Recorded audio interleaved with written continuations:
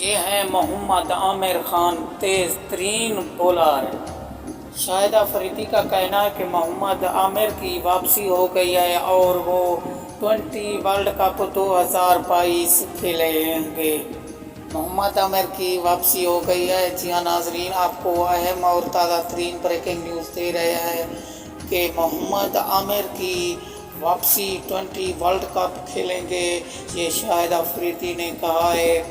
اور آپ کو بتاتے چلیں کہ محمد شرجیل خان بھی واپس آ چکے ہیں۔